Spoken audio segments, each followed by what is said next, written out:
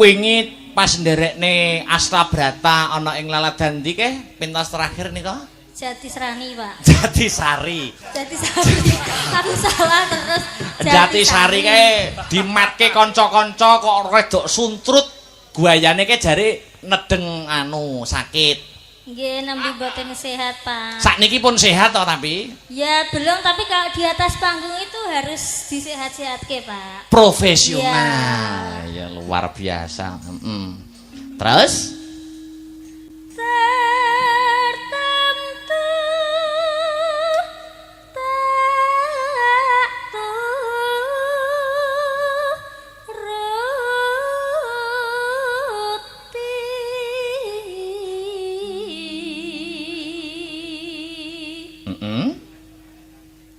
Ibarat wong numpak perahu.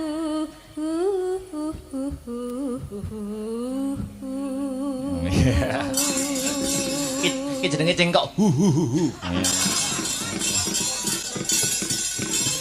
Cengkoke tak olah apa meneh sampean to, Pak. Malutit.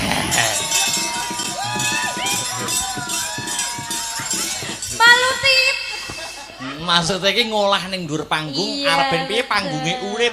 Iya, wis ndak wani aku. Yo terus. Nyapa kok gak wani, Pak? Ada yang cemburu toh, Pak? Mboten, maksudnya itu kita itu ya harus terus. Tak kira nek aja yang dijaga. Ndak, ya semua itu ya. Terus Lu mampah tanpa welah.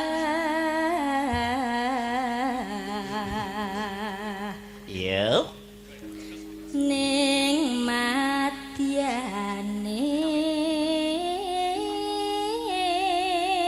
madyaning jala nidi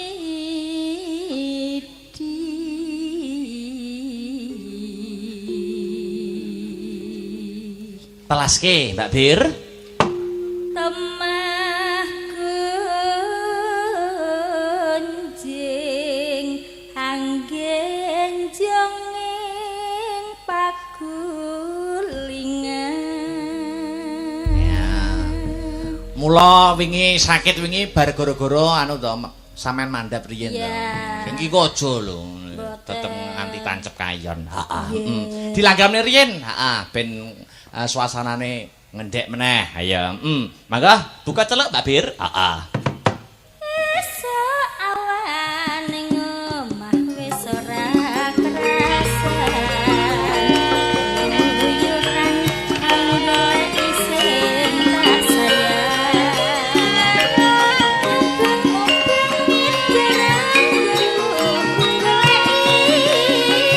Ora krasa esuk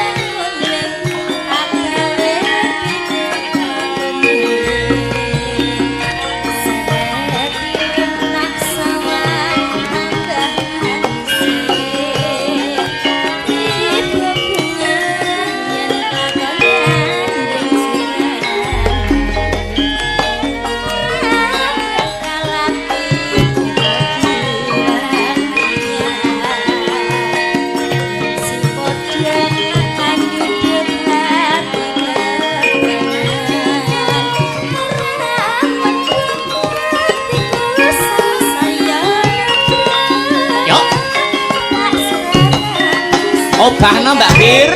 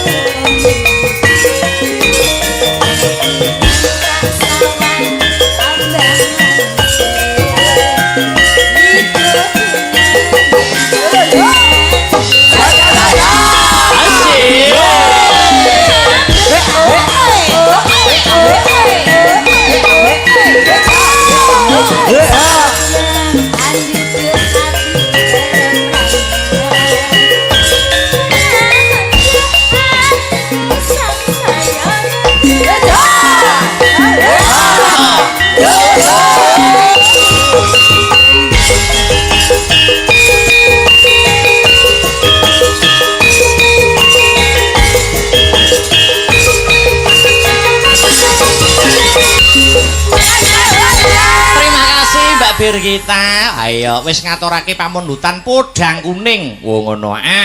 Pagelaran iki uga disiarkan langsung lumantar channel YouTube Asta Brata Media. Wo, iki dadi sing memonitor ora mung penonton kang ana TKP, nanging kabeh para sutresna budaya wabil khusus pecinta wayang kulit kabeh padha ndongake Desa Karangsemi kang ya kuwi nedeng ngadani adicara bersih desa utawa sedekah bumi. Wo ngono ya, Mak.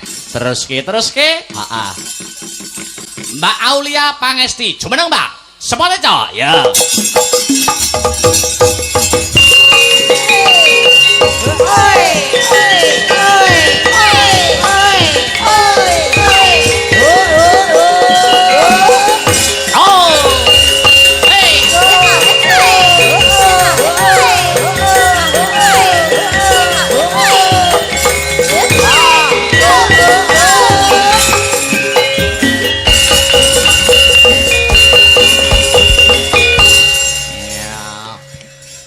Luar biasa.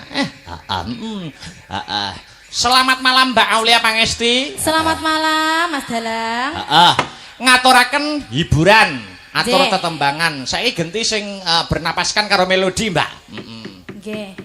Mas kula wonten cerita sedikit. Apa kuwi? Kula wau kan teng bis, nggih to. Oh ning mriki. Iya. Saking Sidoarjo. Terus wonten bapak-bapak. Bapak-bapak. Nggih, tanglet kula, Mbak badhe teng pundi? Ngoten. Terus? Teng Nganjuk, Pak, wonten acara. Iya. Ngoten to. Terus gak derok Mas, aku mau cerita. Oh, cerita. Ora apa-apa. Kok dicegati sik. Terus piye? Lah, terus wayangan, Pak, ngoten. Derek sinten? Akbar, kula ngoten to. Heeh. Terus ngeten, Mbak, Akbar niku napa tenan to pacare sing Kediri niku. Ngoten. Oh, sing sapa sing dimaksud? Sing Kediri sapa? Niku lho, sing niku lho. Oh, sing gak ning kene to? Mboten. Iya, terus. Lah, terus kalau jawab, Pak, mboten niku namung settingan, wong Akbar niku dalang dereng kambonan wedokan. Ngoten. Lah nggih leres to, Mas? Betul. Lah iya, pun ngoten mawon. Yo alah. Wonge wis tekan, Prung. Lah napa? Wis tekan lokasi ini, Prung. Maksudnya numpak bis iki wis tekan, Prung. Empon. Nek urung tak cegate. Ora. Nggih, niku namung settingan lho, Pak. Iya, kita kan yang sepenting bagaimana penonton itu senang. Iya kan, profesional. Penonton senang, pelaku seni pun ikut senang. Nggih. Iya, sama-sama menyenangkan. Lah tapi nggih leres to, jenengan lak dereng blas, babar blas mboten kambonan wedokan. Insyaallah dereng. Wis nembang aja.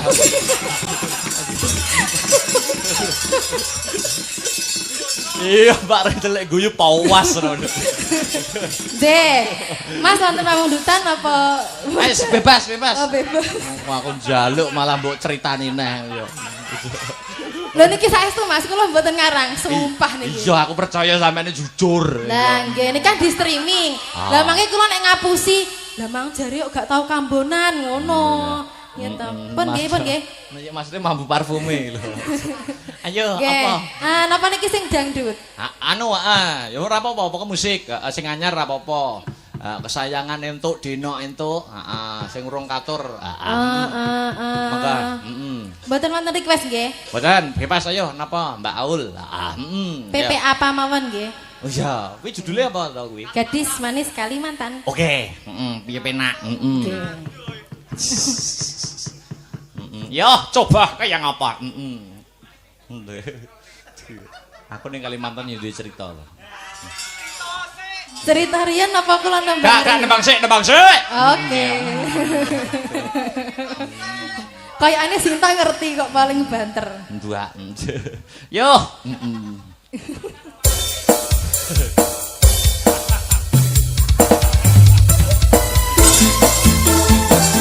Astaga. Suka.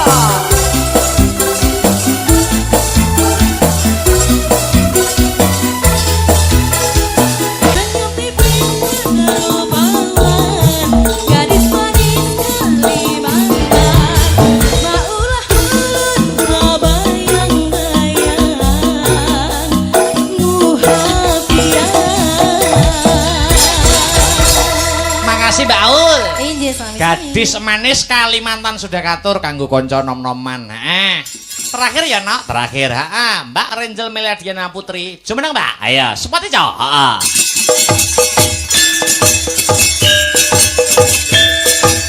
Oke, Rio.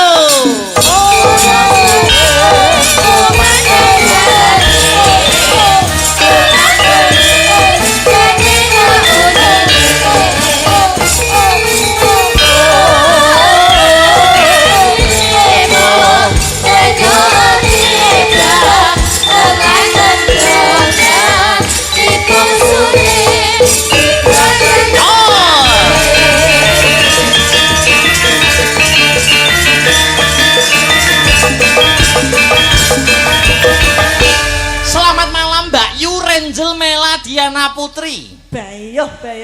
Selamat malam Mas Akbar. Saman tak nggo penutup. Aku penutup. Penutup season limbuan. Season limbuan. Jadi aku yang terakhir ya. Penutup itu kalau bahasa Nganjuk itu apa? Tongseng.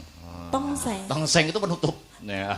Bukannya tongseng itu kambing ya? Ya, tapi nek tongseng nek Nganjuk nek ngarani tongseng. Oh, tongseng. Penutup. Oh, penutup ngono ya Mas ya. Aku udah ngerti tenan loh. Ya. Nah, sama bahagia banget di hari ini ya. Iya. Ketok moodmu membaik gitu ya. Iya. Mana wis mau diparani sinden akeh mau ya Allah Mas. Lah aku dadi wong lanang bayo. Dah neo ngono lek aku ketoke. Sampe ndak enek rasamu iki gak enek ngono ya. Aku saiki wis fokus madhep ngulon. Nggih.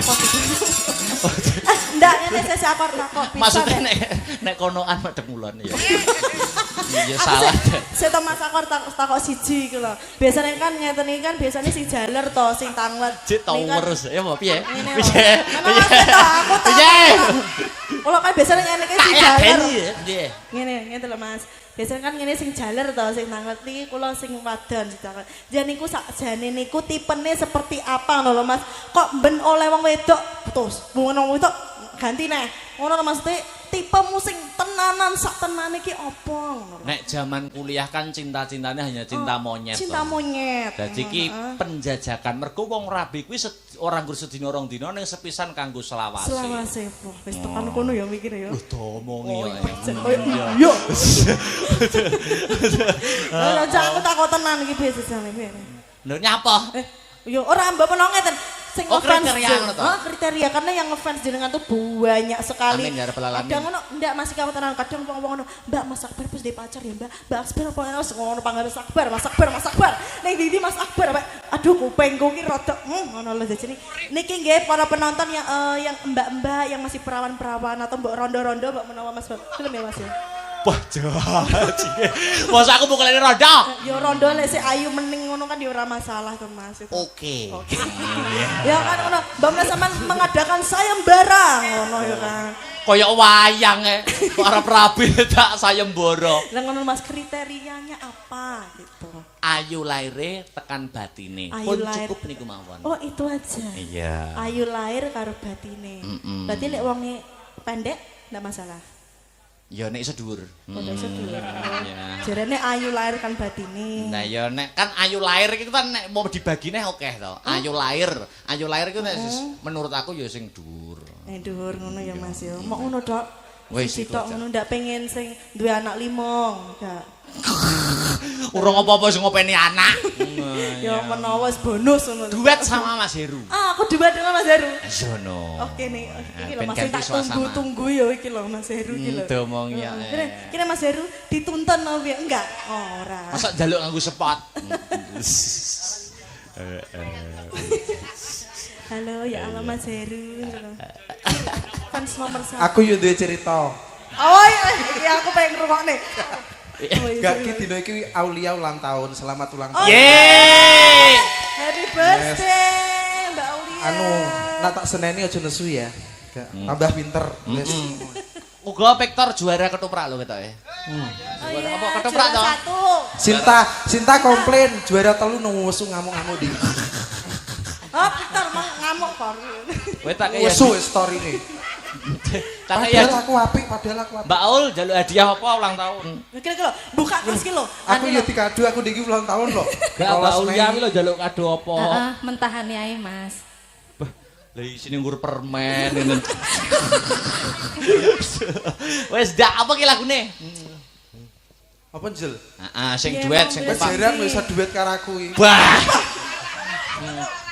Dewa Tresna apik. Oke, Dewa Tresna. Apik. Kayaknya kono lho, Pan. Weram aja. Jarang. Kayak bagus oke aja ya. Mas tau pelek. Pacar elek. Ya sini cium, tak cium loh. Oke, Ya, Asta Dewa Brata Tresna. spesial Karang Semi. Oke. Bulurah, Dalu. Bu mengke kula nyuwun kambili. Oh, kerambil iki to. Ya wi jarang wi. Nggo jamu ya. Jamu. Oh, jamune kerambil ta Mas sampeane? Nggih. Kalih sabar gak tahu nesu wis. Amin. Ya Allah. Detek yo. Dewa Tresna Mas Tris. Ya. Barenjo. Karang semi bergoyang ana Dewa Tresna bersama Mas Rizal Barenjo. Dewa Putri.